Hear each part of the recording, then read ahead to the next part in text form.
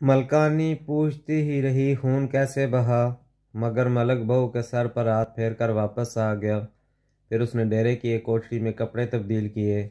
मैंने पूछा, मलक जी कहीं जख्म खतरनाक तो नहीं? सारे कपड़े खून में तर हो रहे हैं। रघु पुत्र, तू भी किस वह में पड़ गया है? मामूली जख्म है, ठीक हो जाएगा। तू अब आराम कर। अब्दुल तेरा खाना हुजरे में रखा है। यह कहकर वो गुलाम रसूल के सहारे हवेली की तरफ चल दिया। मैं मुतमिन था, अगर कोई तशवीश अंगेज़ बात होती तो मलक मुझसे ज़रूर जिक्र करता। जांजी खाने में मसरूफ़ थे और बास खाने से फ़ारग होकर वहीं चारपाइयों पर ऊँघ रहे थे। जब मैं हुजरे में पहुंचा तो चौंक उठा। हुजरे में लालटेन जल रही थी। इसकी रोशनी में मिठे माल्टे की बोतल बिस्तर के तकिया के पास पड़ी चमक रही थी। एक चौकी पर पानी की गड्डी और गिलास रखे थे। दूसरी तरफ जर्दे पुलाव की थालियां थी और एक बड़े कटोरे में बुनी हुई मुर्गी नजर आ रही थी। मैं ज़ेरे लब मुस्कुरा दिया। अच्छा, तो सुल्तान पुत्र के ब्याह की खुशी में मलक अल्लाह जुआया ने मुझे शुगल मेला की दावत दी है। मैंने बोतल उठाई, काक उड़ाया और अमृत जल पीने में मसरूफ़ हो गया। मलक भी अजीब आदमी है। खुद तो दारू से नफरत करता है, मगर अपने यारों का कितना ख्याल रखता है। वो रात कितनी ही राहत अफज़ा और पुरसुकून थी। हम एक बड़ी कामयाबी के बाद डेरे पर आए थे और सियालों पर मलक अल्लाह जुआया की जो दाग बैठ गई थी, वो सुल्ताने का डोला छीनने आए थे, उल्टा अपने लाड़े को चरपाई पर डाल कर ले गए। चौधरी सिकंदर सियाल भी मान गया था। उसने बेटी का रिश्ता किसी गलत जगह नहीं किया। मैं खुश था। सुल्ताने की कामयाबी में मेरा भी कुछ हिस्सा था और मीठे माल्टे के नशा की तरंग में इस खुशी को दो चंद कर रही थी। अभी मैंने चौथा या पांचवा पैक खाली किया था कि रात के सन्नाटे में भागते हुए कदमों की आहट सुनकर मैं चौंक उठा। इसी लम्हे हुजरे का दरवाज़ा खुला और सुल्ताना पागलों की तरह लड़खड़ाता हुआ दाखिल हुआ। मैं घबरा कर खड़ा हो गया। उसका रंग उड़ा हुआ था। क्या हुआ सुल्ताने? तू इस कदर बदहवास क्यों है? रघु, चाचे की हालत ठीक नहीं है, जल्दी चल। फिर हवेली की तरफ जाते हुए उसने बताया, चाचे को बर्छी का गहरा जख्म आया था, लेकिन वह हमसे छुपाता रहा कि हम फिक्रमंद न हों। उसने चाची को वो कुछ नहीं बताया और अंदर ही अंदर तकलीफ बर्दाश्त करता रहा। थोड़ी देर पहले उसने हल्दी और तेल मांगा। जब चाची वापस कमरे में आई तो वो बेहोश पड़ा था और उसका बिस्तर और नए कपड़े खून में भीगे हुए थे। चाची के पांव तले से ज़मीन निकल गई। मैं भाग कर पहुंचा तो उसकी हालत देखकर मेरे हाथ पांव भी ठंडे हो गए। तुम जानते हो रघु, मैं उसके तलवे में कांटा चुभते हुए भी नहीं देख सकता, लेकिन वो इस वक्त ज़बह किए हुए बकरे की तरफ पड़ा है। सुल्ताना ज़ारो ज़ार रोने लगा। रघु, ये सब कुछ मेरी वजह से हुआ, मेरी वजह से।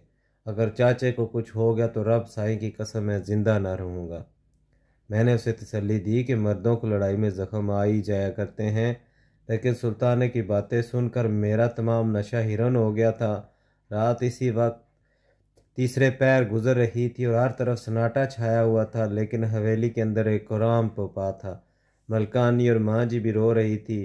गुलाम रसूल ने मलक को थाम रखा था और राबिया सुहाग का सुर्ख जोड़ा पहने बिस्तर पर रुई रख रही थी। मलक का बिस्तर और कपड़े खून में लथपथ हो रहे थे और बहुत ज़्यादा खून निकल जाने से इस पर गशी सी तारी थी। मेरा कलेजा धक से रह गया। सुल्ताना चीख मार कर इसकी चरपाई पर गिरा और बच्चों की तरफ बिलक बिलक कर रोने लगा। मलक ने आंखें खोलकर मुझे देखा, पहचाना, फिर आंखें मूंद ली। जब मैंने जख्म देखा तो कांप उठा। बाईं पसली कटी पड़ी थी और खून अभी तक बंद न हुआ था। मुझे और तो कुछ न सूझा। गुलाम रसूल से कहा कि वो लपक कर जाए और मेरे हुजरे से बोतल उठा लाए। फिर सुल्ताने की मदद से बेहोश मलक को सीधा किया और जब गुलाम रसूल बोतल ले आया तो मैंने रुई शराब में भिगो कर ज़ख्म साफ़ करने लगा। सुल्ताने को मैंने परे हटा दिया था क्योंकि ज़ख्म देखकर उसे ठंडे पसीने आ रहे थे और मुझे ख़तरा था कहीं वो बेहोश ना हो जाए। शराब ने इस वक्त स्पिरिट का काम किया। दर्दोकर की से मलक की बेहोशी टूट गई और वह तकरीबन निसफ घंटा के बाद खून रिसना भी बंद हो गया। फिर मैंने भीगी हुई रुई जख्मों पर रखकर पट्टी बांधी। मलक का रंग जर्द हो रहा था और कमज़ोरी की वजह से इस पर बार बार गशी तारी हो जाती थी। मेरे पास तो इस वक्त एक ही दवा थी। मैंने थोड़ी सी शराब गिलास में उडेली, पानी मिलाया और दुआ कहकर मलक को पिला दी, जिससे इसकी हालत कुछ संभल गई। चंद लम्हों बाद एक पैग और पिलाया और इस पर अनुदगी तारी होने लगी। बदन गर्म हो गया था और नब्ज ठीक चल रही थी। फ़ौरन ही उसकी आंख लग गई। वक्ती तौर पर ख़तरा टल गया था, लेकिन मलक की हालत ख़तरे से खाली न थी।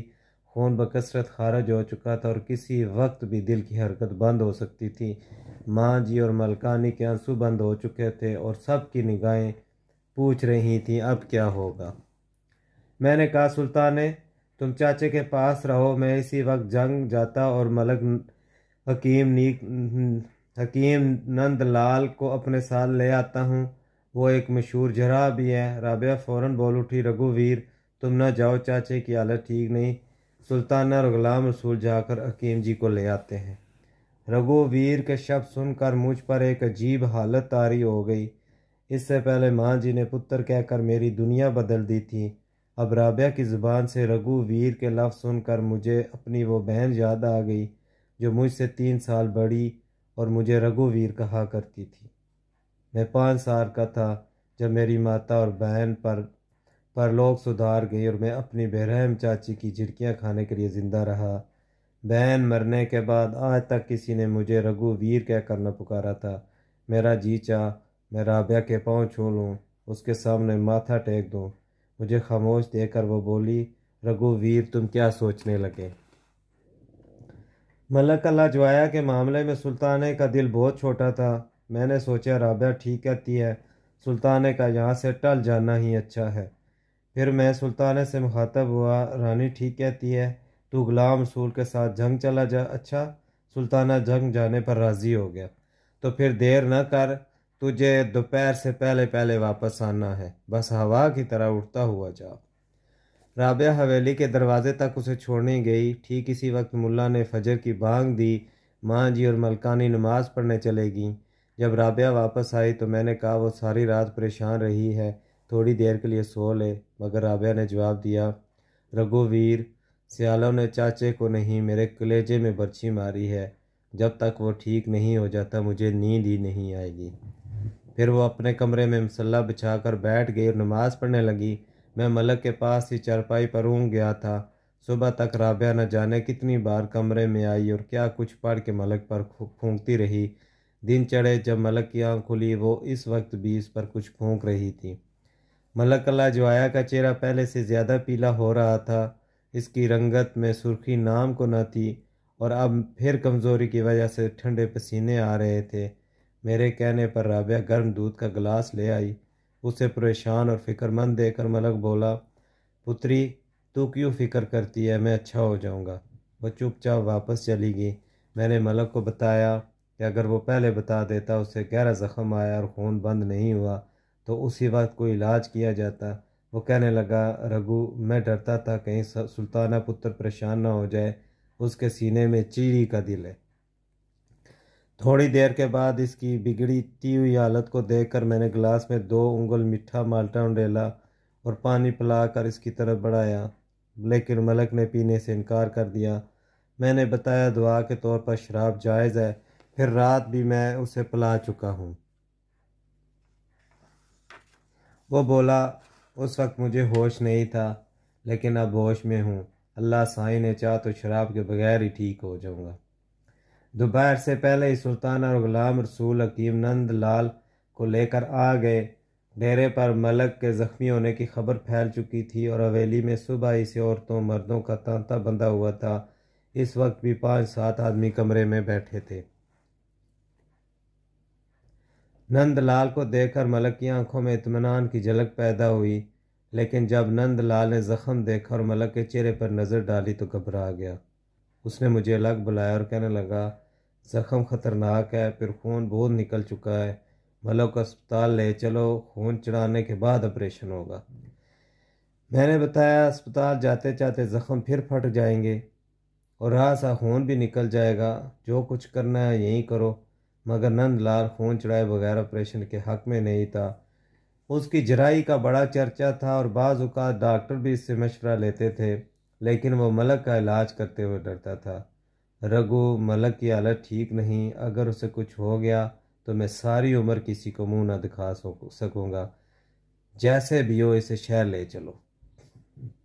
मलक लाजवाया ने भी भांप लिया नंदलाल ऑपरेशन पर तैयार नहीं और उसे शहर ले जाने का मशवरा दे रहा है।